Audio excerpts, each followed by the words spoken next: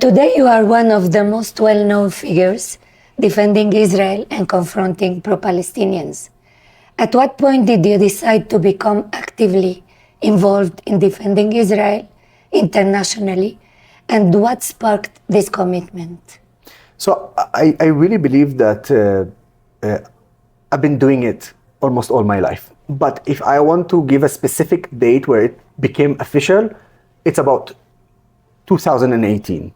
That's when I started actually my activism. I quitted my job. I was a CEO of a marketing research company. I quit that job and I established the organization Together Vouch for Each Other. In Hebrew, it's بياخد أغيفيم زلزال, and in Arabic, it's معا نكفل بعضنا البعض, which is an Arab-Israeli organization that works to bridge gaps between Jews and Arabs and bring the Arab society closer to the Israeli society and be an integral and vital part of the Israeli society.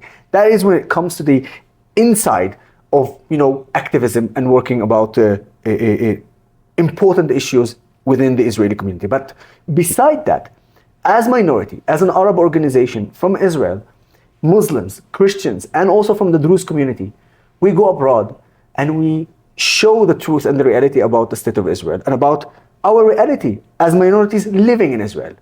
And I just want to make clear one thing clear. We never say that our country is perfect because there's no such thing as a perfect country. And while racism and discrimination exist, not only between Jews and Arabs, but also between Jews and Jews and between Arabs and Arabs, I truly believe, and I know, that my country allows me the freedom of speech and the freedom of religion and gives me the tools to fight in order for us to make our life much better and in order for us to unite and make a strong partnership between Jews and Arabs. So officially, it started in 2018 with the establishment of the organization. Obviously, since the 7th of October, I've become more known because of the intensity of that horrific massacre that we went through from the terrorist organization Hamas. But if you remember, I told you, as long as I remember, I've been advocating for my country. So if you put aside the official answer, when I was a kid, I was working on bridging gaps between Jews and Arabs through football. I used to play football with Jews, Christians, Muslims, and Druze in Haifa, which is one of the largest, or the largest mixed city in Israel. And when I go back to Nazareth, which is up until a few years ago, it was the largest Arab city in Israel. When I go back to my friends and my family in Nazareth, some of my friends would come to me and say, why do you love the Jews? Why do you love that much the Jews? And they are racist. They don't want us here. And I said, what are you talking about? So I found myself bringing my friends from Nazareth to play football in Haifa with Jewish friends and completely changed their mind already at the age of 12, 13, 14. And I'm not an activist. I'm not in an official position. I'm just Youssef from Nazareth who plays football in Haifa. So I really believe that I've been doing it for a long time without even knowing it. But also, for instance, during my travel around the world, when I was much more younger, I would in the mid-20s of my life, so I would go to travel, and obviously because of the budget, I would stay in a hostel and not in a 5-star hotel or something like this. And because I'm in a hostel in a room with other 10 people from all over the world, we have conversation together. So they ask this guy, where is he from? Where is he from? And they ask me, where are you from? And I say, from Israel. I said, oh, so you're a Jew? I said, no, I'm not. I said, wait, what? You're not a Jew? Wait, you're from Israel? Yes, but I am an Arab and I'm also Christian. It goes like, are you serious? Really? And then it opens a full conversation about my country. And I found that through my identity and through my experience, I can change people's perception on Israel. So even when it wasn't official, I was already doing that. But definitely the official answer is from 2018. You said Nazareth was one of the biggest. No, you said it was. It was one of the biggest Arab cities. Now it's Rahat. It was the biggest, sorry. A few years ago, Nazareth was the largest Arab city in Israel. Now the title goes to Rahat in the south. Now Rahat is the largest one, Nazareth is the second. Haifa is still the largest mixed city in Israel. So Rahat is a Christian city? No, Rahat is a Muslim Muslim city. And Nazareth, despite the fact that historically it's very important for Christianity, Yes. 75% of the population in Nazareth are Muslims and only 25% are Christians. I see. But we live together. In my building, I have Muslim neighbors and Christian neighbors. And we live amazing together. Were there more Christians before? Yes. During And the what years, first of all, it's the population. Okay, you have 1.6 million Muslims to 140,000 Christians and 140,000 Druze. So obviously, the population and the percentage of the population has an effect. But I can give you a place where it didn't have an effect in terms of population, but rather effect because of changing in the authority. Bethlehem. Bethlehem during the Israeli authority, it was 90% Christian, 10% Muslims. But then Israel gave up Bethlehem and gave it to the Palestinian Authority. Today, Bethlehem is 90% Muslims and only 10% Christians. Wow. That's the situation. But did they leave? Yeah. Or were they thrown away? They left because they couldn't bear it anymore under the Palestinian Authority. What happened? Palestinian Authority. It's a fact. And people do not talk about it too much. But when it comes to the Christians in the Middle East, despite the challenges that we have as a Christian community in Israel, we, the Christian in Israel, lives the safest in all the Arab countries in the Middle East. Most secured. Yes. That is under the Israeli authority. Now, it doesn't mean that we don't have problems. Whether it's the Christian community that we have a isolated instance of literally racism, and it doesn't mean that as an Arab society, and it doesn't mean as an Israeli society, a whole Israeli society, we have problems, like any other country in the world. But what I'm saying is that the obvious thing is that if you ask any Christian what country in the Middle East he would pick to live in, he would tell you Israel. Israel. 1,000,000%. Take the cameras off, 1,000,000%. With the cameras, 90%. Okay? It's a lot. And the reason is because they know what is the alternative. Okay? Look what happens to the Coptic in Egypt. Look what happens to the Christians in Lebanon. And the only reason why still Christians in a way surviving there because they are large number. But if they were less than, for instance, what we're seeing in other Arab countries, they would be demolished. Look at what happened in Syria. Just now, ISIS slaughtered Christians and Druze and Alawid. Look what happened in Iraq. Look what happened in Jordan. All of those places, the Christians are shrinking and under attack. But the focus is on Israel. Always on Israel. Because if it's not Israel, there's no news. In Nigeria, they slaughter them. Look at Nigeria, nobody's speaking. What people don't know is that also Christians in Gaza, about 1,000 people there is, now less. 1,000. 1,000, yeah. They're living under the terrorist organization Hamas. If they are allowed to say the truth, you will be shocked. But they can't say anything because they are living under terrorist organization. They're living under a terrorist organization, so they need to shut up, to be quiet and never criticize Hamas and criticize the racism that they suffer there. Some of them call them infidels because they are Christians. Kuffar. Kuffar. That's happening inside Gaza. And then to the world, they present the harmony between Christians and Muslims. Bullshit. That's nonsense. Not in the West Bank and not in Gaza. Wow. Now, it doesn't mean that in Israel it's all perfect. But if you let me to choose whether to live in Gaza or the West Bank or in Israel as a Christian, or in any other Arab country in the world, I will tell you 1,000,000% only Israel. Only Israel. Only Israel. Have you been called a khayan, a traitor? Of course. And what is your answer? Khain to who? Traitor to whom? Look, I'm an Arab. Israeli. Israel is my country. I'm fighting for my country. And the terrorist organization, they don't care that I'm an Arab. I'm in Israel. I'm a target, and I'm a legitimate target. Get out, they tell me. Or fight, they tell me. Fight who? Fight the people that give me freedom of speech? Fight the people that give me freedom of religion? Fight the people that allows me to work hard achieve and arrive to the highest positions in Israel? Do you want me to fight them? Why? I'm good in my country, despite the challenges. So I'm a traitor to whom? To the terrorist organization that kills Arabs and Jews like me? I'm a traitor to whom? To Hamas? Thank God then I'm a traitor to Hamas. I'm a khain to Hamas. It's a blessing to be khain to Hamas, because Hamas is a vicious terrorist organization. And not only I don't see myself as a khain because khain means I'm part of it, and then I trade it, like betrayed. No. I'm not, and I will never be part of something called Hamas. And in fact, I will fight Hamas. I will fight Hamas with my own hands. I fought Hezbollah with my own hands. I was injured in Lebanon. I will fight the Houthi. I will fight the Iranian regime. They're all terrorists or terror supporters. I'm the traitor. Come on. So I'm fighting for my country. I'm fighting for my society.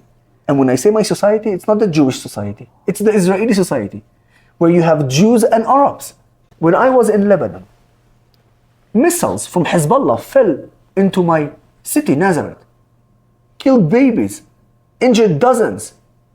In fact, out of the 44 Israeli civilians who were killed by Hezbollah during that war, almost 50% of them were Arab Muslims.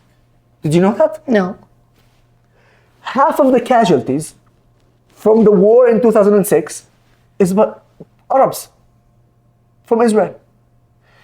7th of October, Arabs were kidnapped and killed by Hamas. Maxim restaurant in Haifa, a city that I grew up in, a city that I love, symbol of partnership between Jews and Arabs. Maxim restaurant in Haifa is a symbol of partnership as a restaurant, a very important and a symbol for partnership, because it's co-owned by Arabs and Jews.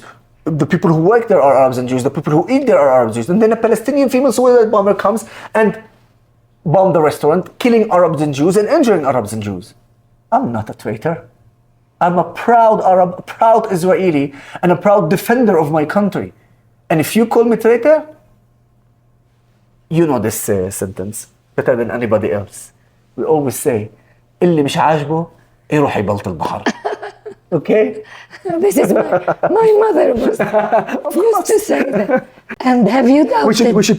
We should explain that it means if you don't like it, go and put cement on the sea, which is a mission impossible. So that's the some of the phrases in Arabic. Yes. Have you ever doubted whether to continue your activism? One time. One time. 2 years ago.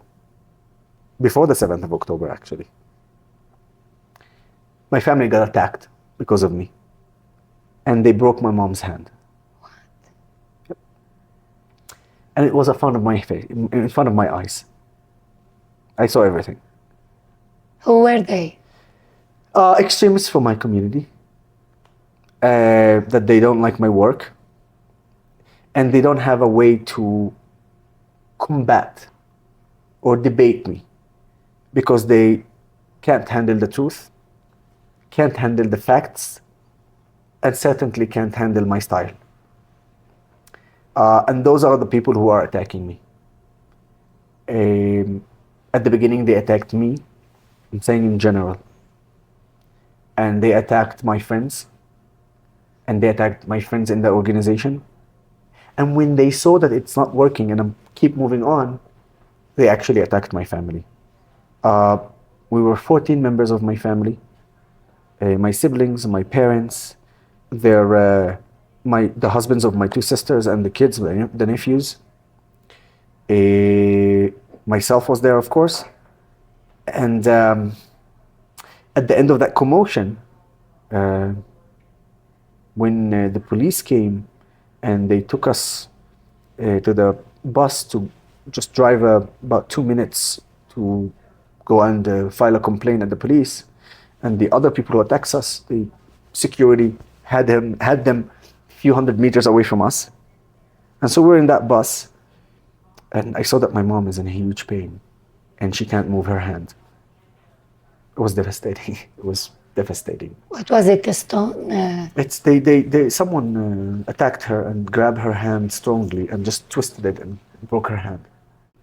Seeing your mom suffering because of you and because of your activity is something that I don't wish to even my worst enemy. But it was almost. You know why? Two main reasons. The first reason is my parents, and specifically my mom and my dad. My dad was holding my mom's hand. My mom's hand is like this because she couldn't move it. And I'm speaking to you like 5 minutes after the attack. 5 minutes after the attack. My dad calls and says, Yusuf, دير بالك تخليهن يوقفوك. Which means be careful, as he actually like says be careful as an act of he's like warning me, like be careful to let them stop you. We got your back. And my mom, with her hand, we didn't know that she broke her hand, but we know that something happened. Only after that, when we went to the hospital and we did a CT and all that, we find out that she broke her hand. But when she was holding her hand like this, my dad is holding her other hand. My dad is saying that he's backing me, and my mom is going like, absolutely 100%. Wow. So you let me know. So you tell me, You tell me. When you have a family like this, it shreds every doubt. And if you remember, I told you two reasons. I only said one of the reasons, which is my parents. And my dad and my mom, full support. The second reason is the majority of the Israeli society, both Jews and Arabs. Because I never generalize, and extremists will always be. But the support that I'm getting from the majority of the Israeli society is unprecedented. And because of that, and because of that fact, I continue. Do you know what they did to my mom, the Israeli society, to make her feel good? Even the team that I adore or a fan, a football club, the fans of that team send my mom a bouquet of flowers and chocolate with a letter and with the like t-shirts and the scarves of the team and the colors of the team with a letter wishing her speedy recovery and that they support her and they whatever she needs. Organizations around Israel and public figures, journalists, politicians, they all came and supported my family and supported me. So the support of my family, the support of the majority of the Israeli society, that's what made that one time in the last 7-8 years, that small doubt, to vanish like this. Wow. Amazing story. Musab Hussein, Yes. with who you were once In the Oxford Union, yeah, that was a hell of a debate there. Debate. Yeah, it was crazy. The son of Hamas, maintains that the majority of Israeli Arabs do not demonstrate loyalty to the state. Yeah.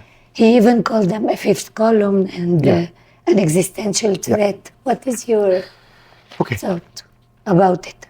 I agree when it comes to the extremists that live in my society. And I know my society a little bit better than Musab. Just like he knows better the Palestinians in the West Bank than me, although I know the Palestinians in the West Bank. I can literally understand what he's saying because the majority of the times who he is encountering is those extremists. And they are vicious. I just told you they broke my mom's hand. And they're absolutely not loyal. And I was very firm about how we should deal with them. Of course. I fight them every day.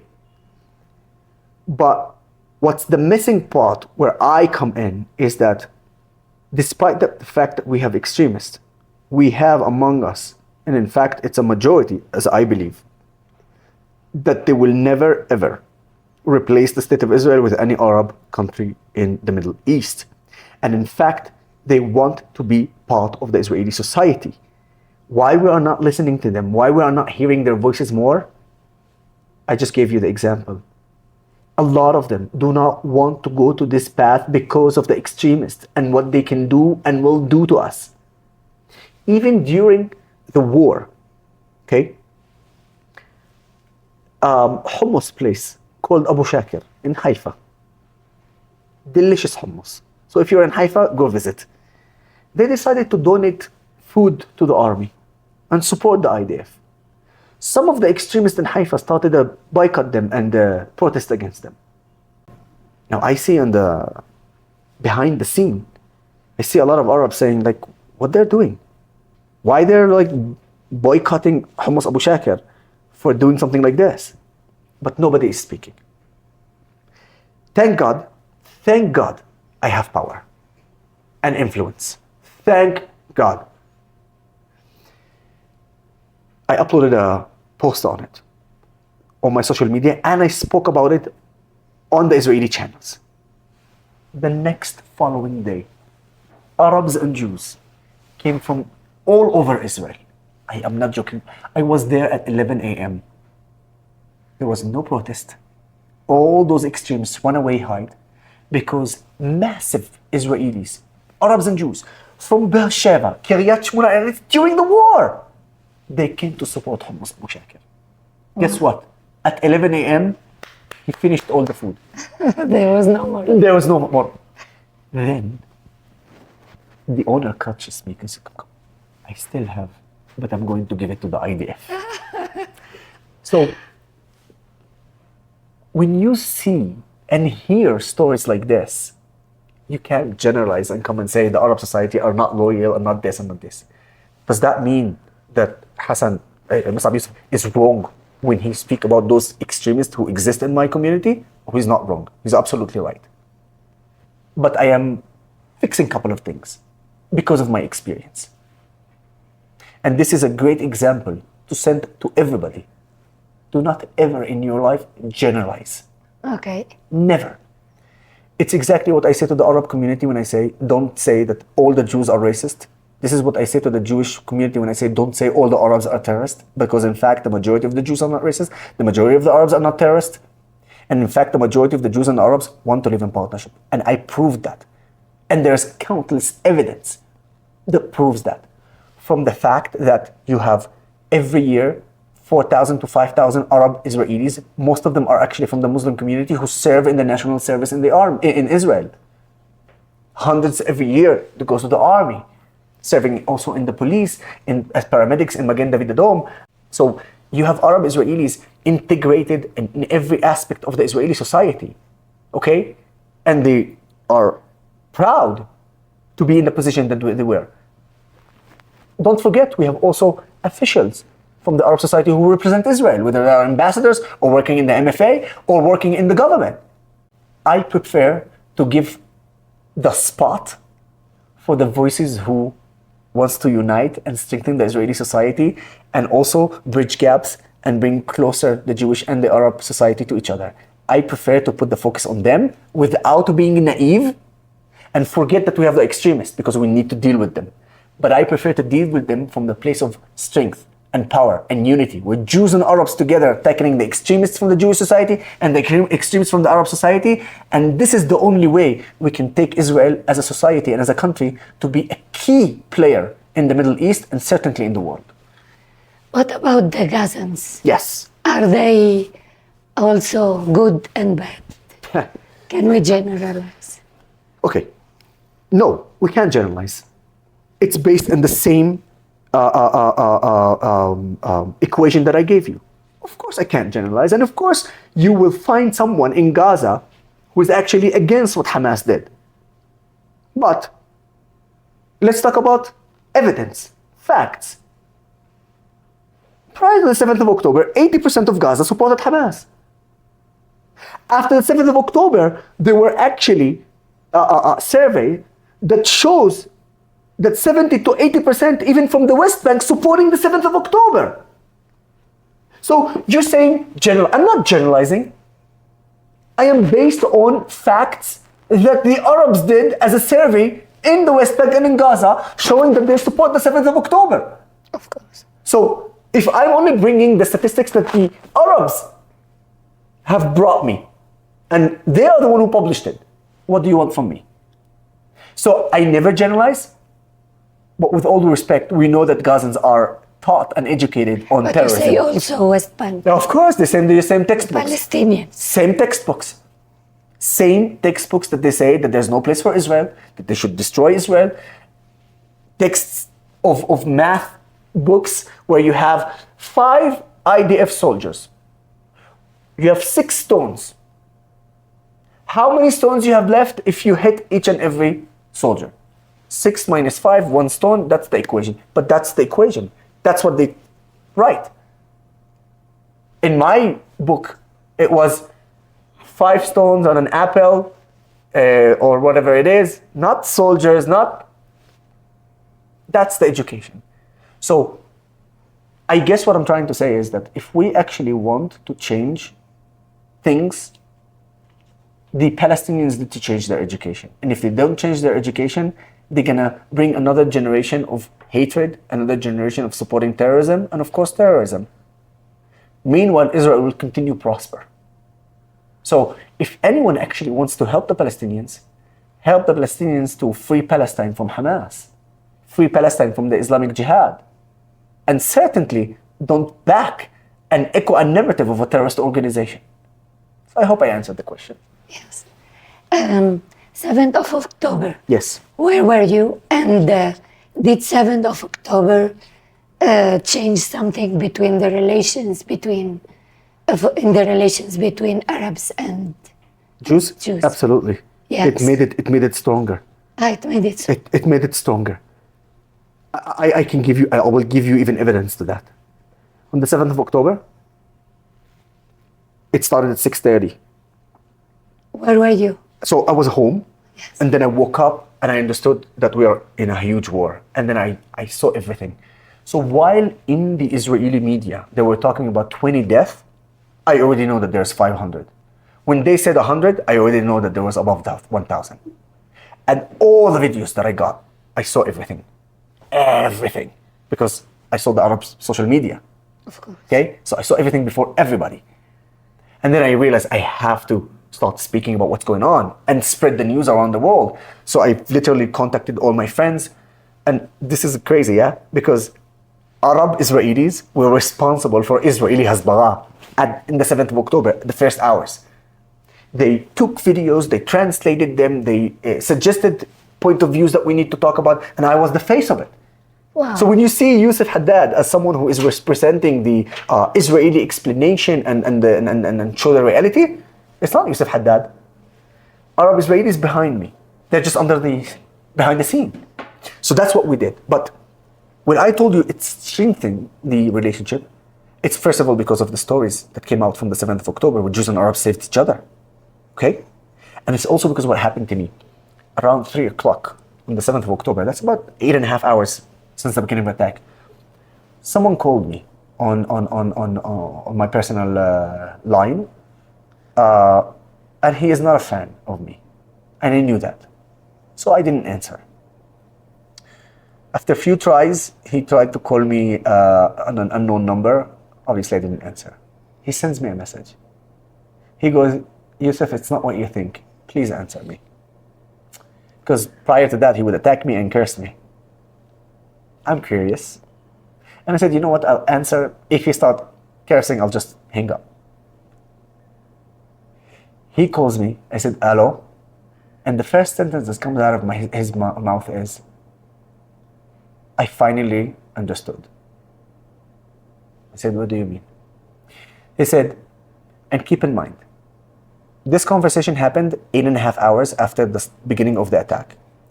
Israel cleared the south only after 50 hours, which means for 50 hours, Hamas occupied the south of Israel. The feeling was that Hamas is occupying the south and moving to the center.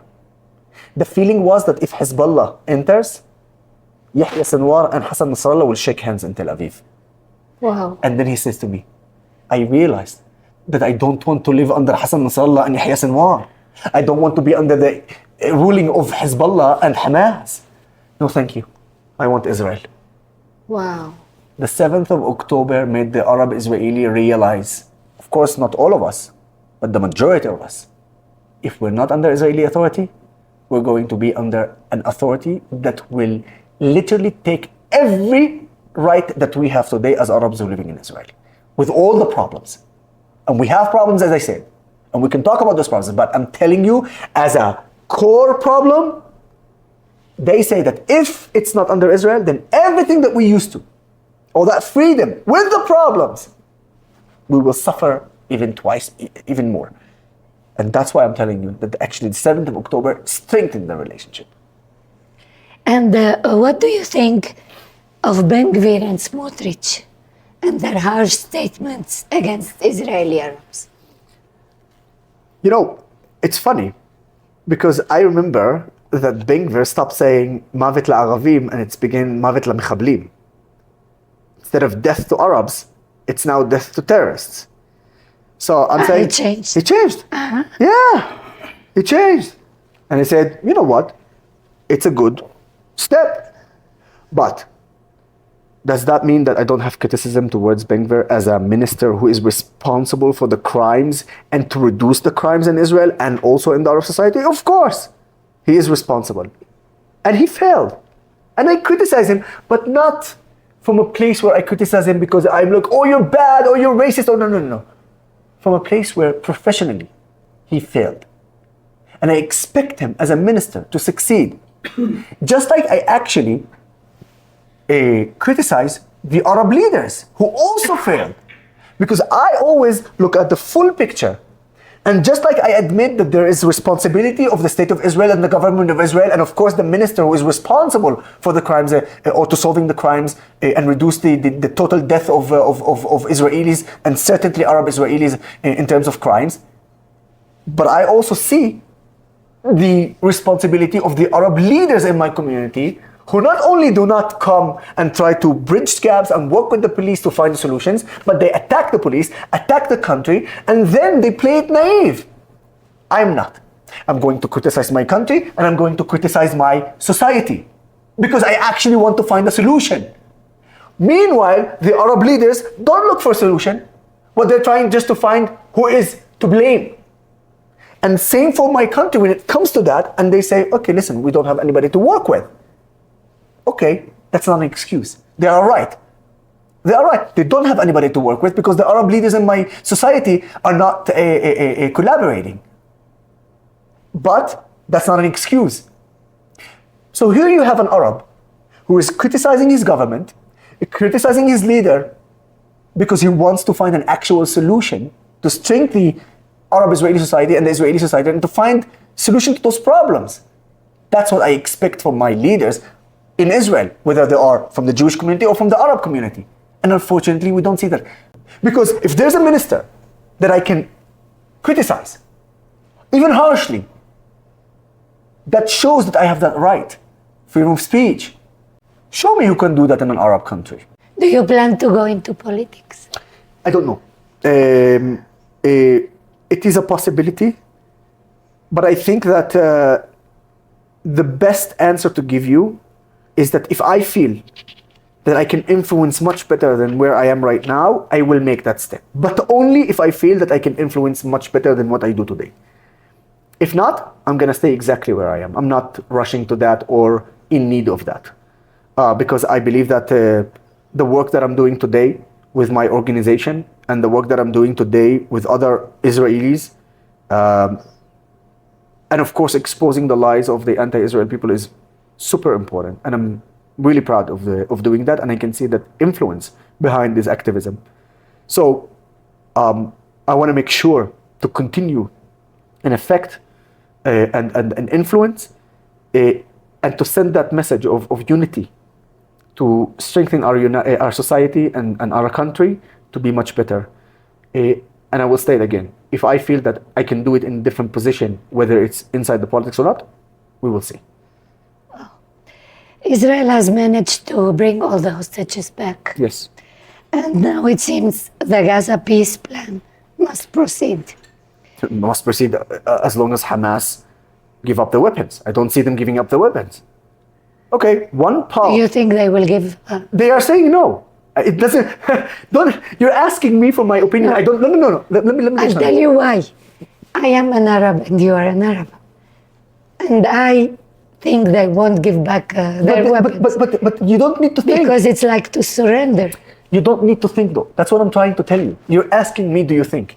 I don't need to think. I just need to tell you what they are saying, what Hamas leaders are saying. And if you think that I'm lying, I will prove that evidence. I have the videos. They're speaking on the news, podcasts, journalists. I have this. I have what. So I'm only saying what the enemies are saying, and they're saying that we will not give up the weapons, and they're saying it as long as their occupation, we will not live. We will not give up the weapons. Guess what? They're not talking about the occupation of Gaza and the West Bank.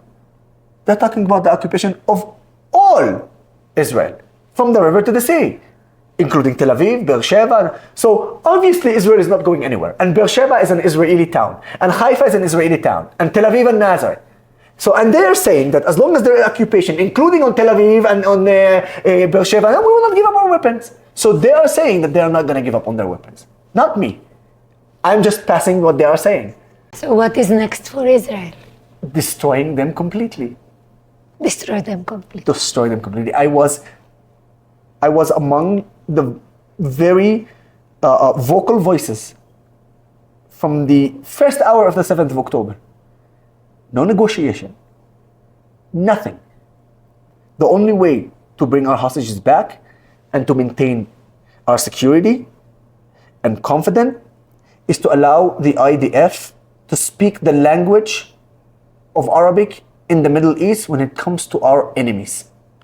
Anyone who wants to extend his hand to shake it and promote peace, I will extend my hand back, I will shake it firmly, I will never leave. That's how much I want peace.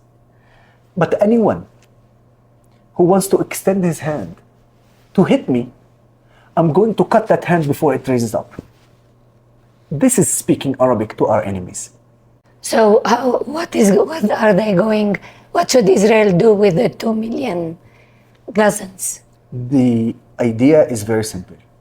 If the 2 million people who live in Gaza change their education and educate their new generation to live in peace and to the idea that Israel is not going anywhere, ahlan wa sahlan, welcome. But first, we need to destroy Hamas. And I will repeat again, you want to free Palestine?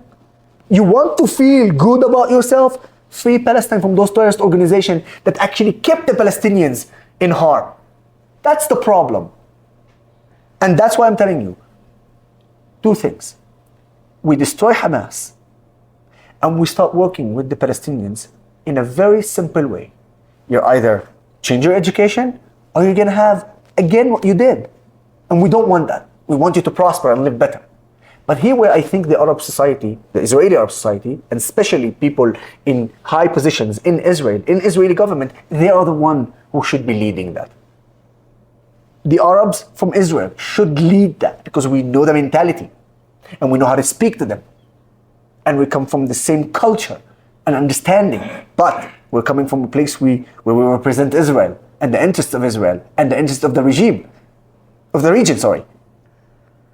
So, from that place, welcome, ahlan wa sahlan.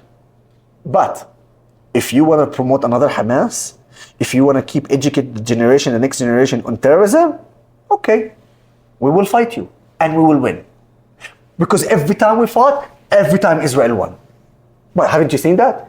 Since 48 until now, Israel won every time. Every time. So, it's up to them. When people are asking, are you in favor of two-state solution? Don't ask me this. Why are you asking me this?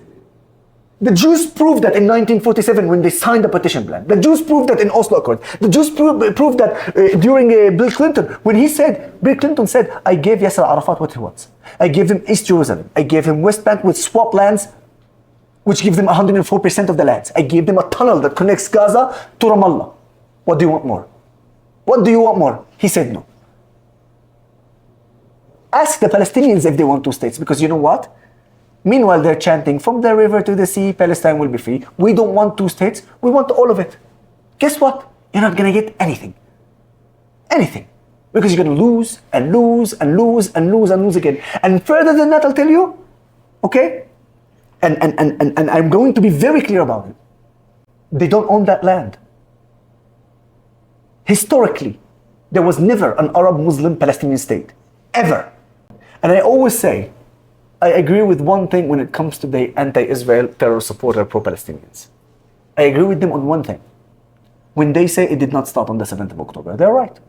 It did not start on the 7th of October. They say it started in 1948. They're wrong. And it did not start in 1948 as well. And you know what? It did not start in 1929 when the Hebron massacre happened, when Muslims massacred Jews. That was way before Israel established. So what was their excuse? Because there was no Israelis. There were Jews. No Palestinians. But it didn't even start in 1929. It didn't even start in the 7th century. And do you know why I am mentioning the 7th century? Because that's when Islam started. You know when it actually started? What? The Bar Kokhba revolt. When the Jews went on a fight against the Roman and they lost big time. And then the Roman, as an act of punishment, changed the name of the territory from what? From Judea to Syria, Palestine. It's a colonial name. And because of the name. Anyone who hates occupation and hates colonization should actually hate the fact that the Roman renamed the land into Palestina because it's a name of colonization. So if you are an advocate against colonization and you support the Arab Muslim Palestinian, in fact, you're advocating for colonization. And if you want through occupation, through colonization, 22 Arab states, that's colonization. 57 Muslim states, that's colonization. One Jewish state, which has proved that the Jews owned that land way before any religion came even. And then you have those same new religion, including mine, giving proof and facts to what the Jews claim, also in the Bible and also in the Quran. And you want me to say that the Arab Muslim Palestinian is the indigenous to that land? No, not at all. I'm going to say the truth. And the truth is based on the Torah, the Bible, and the Quran, and also if you don't believe in any religion, based on the archaeology, based on the digging of the facts and the proof, it shows exactly who owned that land and who's indigenous to that land. Okay? So yes, it did not start on the 7th of October. It started when the Roman changed the name of that land. Now, through all that history, up until 1948, Arabs and Jews lived in this land, for sure. But don't tell me that the Arabs had a country here, because we didn't. We didn't. I never actually had a country and a government called a Palestinian government, an Arab Muslim Palestinian government. I was never part of a Palestinian state. No. And in fact, I, as Yusuf, I was only under Israeli state. My parents were under the British mandate, not under a Palestinian state. My grandparents were under the Ottoman Empire, not under a Palestinian Muslim state. Dated back to the Romans. So don't bullshit me. Come on. So I hope you get the sense of why I also fight that fight. And by the way, put the Judaism and Christianity aside. Also in Islam, people do not know that 0 times Jerusalem is mentioned in the Quran. 0 times Palestine is mentioned in the Quran, yet 44 times Bnei Israel is mentioned in the Quran. So please, when I speak about the history, the true history, and the evidence that comes with it, you should understand why I fight it like this. Because I'm refusing to lie and to erase a history that existed. And that's what actually today the Arab Muslim claiming to be Palestinian is claiming and doing, which is erasing history. The Palestinian Authority is doing that also in their textbooks. When they teach their kids, they have the coin where it says Palestine in Arabic and in Hebrew and in English. But the Hebrew one says also Eretz Israel, Aleph Yud. In the textbooks, there's a picture of that coin, but the Hebrew written is erased. Because they want to erase any presence of Jewish presence in that land. And that's just from now. What should we talk about 2,000 years ago? It's crazy. Okay? So it is important also to understand this because that is the core issue of the conflict. Whether the Jews are occupying or not. And the answer is no, they're not. And then from this point, when we establish that the Jews have the right on the land, now we can speak about how can we resolve that. But then comes the Palestinian Arab Muslim who says, no, it's my land and we want all of it. Meanwhile, the Jew who actually owned that land was willing to split it in the name of peace. Partition plan. Let me tell you something. As an Arab, if I was a leader back then, but on the Jewish side, I will refuse to the partition plan because they don't deserve it. According to the partition plan, Nazareth was supposed to be a Palestinian city. Oh, thank God, nushkur Allah, that they didn't agree. Not the Jews agreed. Yeah, the Arabs. Because otherwise I would be under the Palestinian Authority. And with a mouth like this, I would be dead in 2 days. Okay? So once we establish who is actually the indigenous to the land, and once we acknowledge the history that brought us this land, including Arabs living in this territory, such as in Gaza and in the West Bank. But once we acknowledge the true history, we can actually solve it. When the Arabs will say, okay, you know what? Look, technically you're right in terms of indigenous, but we are here for hundreds of years already. And we don't want to leave. Okay, now let's negotiate. But they're not saying this. They're lying. And they're saying all the land is them. No. So now they're losing and losing and losing and losing. And fair? They should say thank you if they get Ramallah, Jenin, and Hebron. How do you destroy Hamas if we just said 90% of the Gazans? No, 90% support Hamas because of the ideology and the education for generation after generation. Yes, but you can't destroy Hamas then. But you can force the change of education. By the way, remember what I told you. I believe that the Arab Israelis will have a key part in this, and this is what I'm working on. I want to bring the Arab voices like me in the highest position there is because I want them to represent Israel in front of the Palestinians in Gaza. And then what? Please do. Think about it. What the world will say to an Arab who comes and say, you either change your education from terrorism to coexistence, or we will destroy you. But we're saying it in Arabic, and it's Arab Israelis that leading it. It would be stronger. No one will come and say racism. No. You know why I know this? Because every time it happens between Arabs, nobody cared. Look at Syria, Lebanon, Iraq. Nobody cares. Nobody cares. Yeah. Only when it's the Jews against the Arabs. Wow. Only. And that's why I say we have a very strong weapon, which is the Arab Israeli society, and specifically the Arabs who are willing to speak out.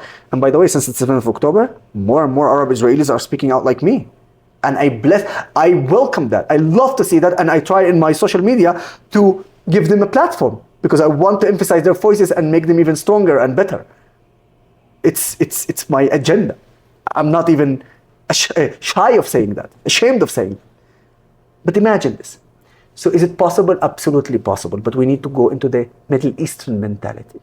And when you go into that Middle Eastern mentality, then you realize how we can do it. So yes, 80%, 90% of the Gazans support Hamas because of the ideology and the education of hatred from generation to generation to generation to generation. When a kid is born, he's nothing, he's innocent. But then, up until age 4 is kill the Jews, kill the Jews, kill the Jews. He goes into kindergarten, kill the Jews, kill the Jews, kill the Israelis. He goes into first grade and then goes to high school, for instance. In high school, destroy Israel, destroy Israel, destroy Israel. They occupied your land, all lies, all lies. But you have 2 million people like this. What do you do with them? So based on the mentality that I come from, this is where you go and you force change of education. And you say, you got 2 options. You change your education and you teach the right history and teach for coexistence and teach for... But this will take generations. Could be. Could be so. It's been generations anyway from 48. But at least we will start going in the right direction. Look, think about it like this, okay? You're driving in the road, and then you have a junction, okay? And you took the wrong turn. But instead of doing a U-turn to go back to go to the right junction, okay, turn, you still keep going the same way. That's what's happening to us right now. Let's go back in order for us to take the right turn and then check me. And yes, will it take generation and generation? Absolutely. But if we don't do that, we're gonna keep going in that road, and for sure there will not be a solution. But if we U-turn and go finally in that direction that I'm talking about, even if it takes generation to generation, but we are finally going in the right direction to solve that problem. That's why I am emphasizing on and showing how much is important to understand the Middle East, to understand the mentality of Middle East, and what's necessary to do. And what's necessary to do, U-turn, and let's go to the right path. Knowing that it might take long time, even maybe not on my time. But I promise you that even in my time, we will see change. And we will see progress. Now, there's no progress. Zero progress, because we're still going in the wrong direction. So do you understand why? On one hand, I understand where you come from, but why I'm optimistic, or why I think there is a place of optimism. Why? Because if we do that U-turn and we start going in that direction, we start speaking the language of the Middle East, the mentality of the Middle East, balancing it with the fact that we are a Western country with Western values, but also balance the fact that we are in the Middle East, then and only then Israel can be a key part of the Middle East. And in fact, not only a key part, but leading it.